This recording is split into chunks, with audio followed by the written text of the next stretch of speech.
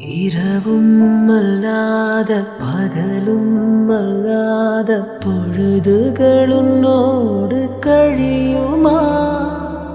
தொடவும் கூடாத படவும் கூடாத இடைவெளி எப்போது குறையுமா?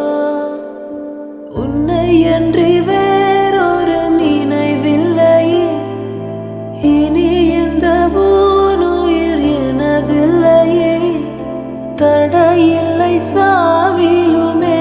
உன்னோடு வர கண்கள் இரண்டால், உன் கண்கள் இரண்டால் என்னை கட்டி இழுத்தால்